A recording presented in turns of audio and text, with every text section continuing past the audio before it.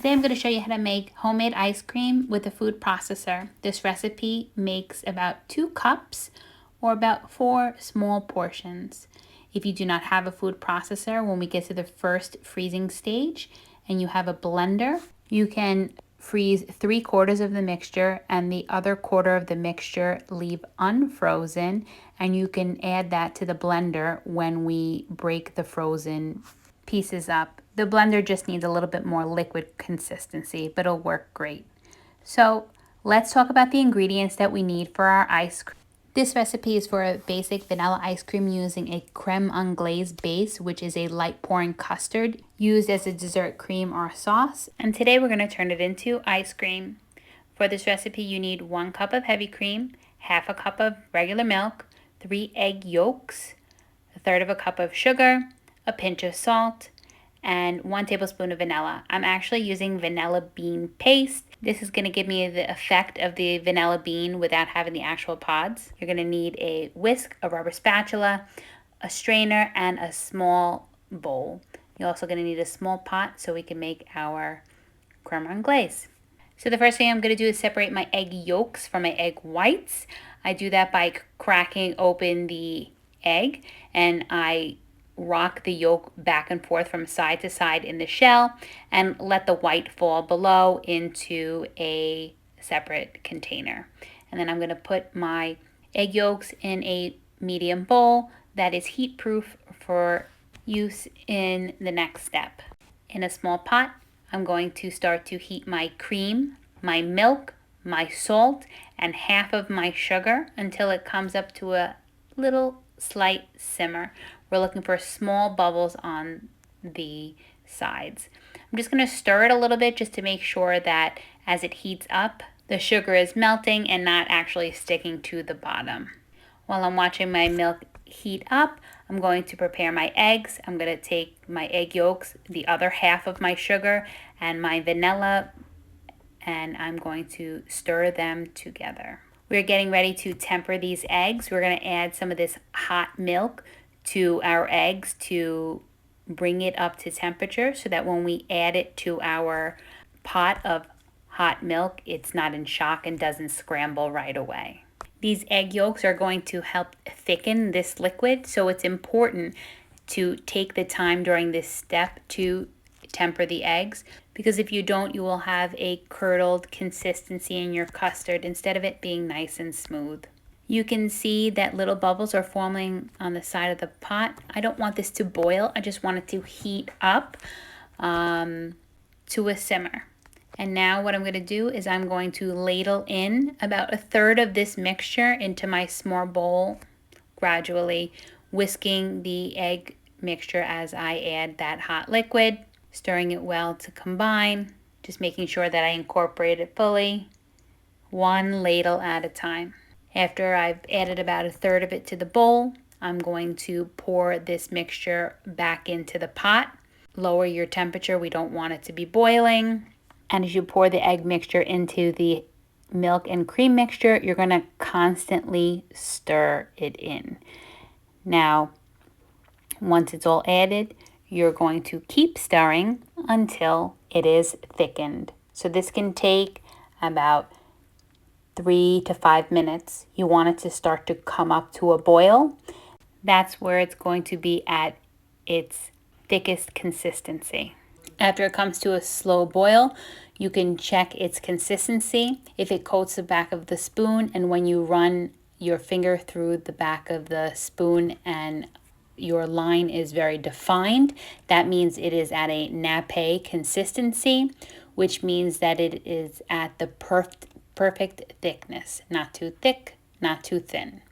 We're going to strain it through a colander or a fine mesh sieve, just making sure that if there are any egg particles that got scrambled, that they don't wind up in our final product in our ice cream. We're going to cover it with a skin, which means that we're going to press the plastic wrap against the custard so it does not form a skin or a crust while it is cooling. We're giving it its own artificial skin, and I'm actually going to chill it overnight. The next day when I get up, I'm going to start the freezing process. You need a Ziploc bag, you need a rubber spatula. I have a pan that I'm going to put in the freezer with the custard in the Ziploc bag, and I'm going to use the measuring cup to secure my bag because I'm doing this by myself, so I don't want to make a mess.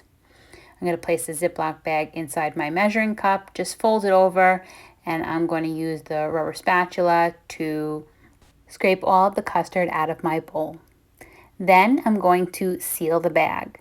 As I'm getting ready to close it, I want to make sure that I get all the air out of this bag.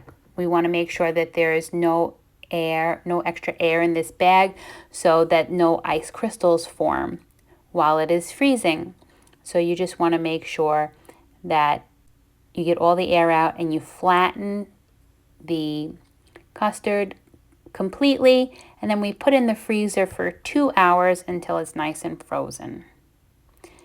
So now I'm going to take out my food processor. My custard is frozen. I have a container that I'm going to pour my finished product into, and I have my food processor ready to go. Remember, if you don't have a food processor and you're using a blender requires a little bit more liquid to work. So if you don't freeze a quarter of your custard, you can add that liquid to the blender with the 3/4 of the frozen mixture. And that should help you get a nice consistency as well. So I'm going to unwrap my custard mixture. I'm going to break it up into small pieces. The size that I did was probably not small enough, so I suggest that you cut them up a little bit smaller than I did. They're pretty pliable. There's a lot of sugar in here, so it doesn't freeze completely. Plus, ice cream needs to freeze way below 0 degrees, and my freezer doesn't go that low. And then I'm just going to pulse it in the food processor until it gets nice and creamy again. So you'll see the consistency will change. It looks like big clumps are in there, and then eventually you could see that as I turn it, it gets much smoother. Once it gets to that consistency, I'm going to put it into my container that I'm going to use to freeze it. And if you wanted to add any mix-ins, you would do it at this point. Whether it be chocolate chips or cookie dough, whatever it is, you would add it before you freeze it.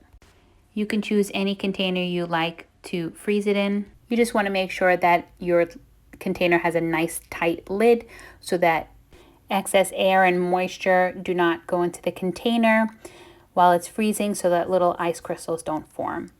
I'm going to freeze this for about 6 hours or overnight, and then I'm going to serve it. Just make sure that you use a nice hot ice scooper to serve your ice cream. So I have a glass of hot water that I'm going to dip my scooper into in between every portion. And you can see that this method helps me get a nice rounded, even scoop. So I'm going to show you that I have served this in a cup. I'm also going to serve it in a cone. I use a smaller portion scoop for the cone because I want to make sure that the ice cream goes all the way down to the bottom of the cone so that you get ice cream in every single bite. And so with this serving, I made 3 ice cream cones and 1 small bowl of ice cream.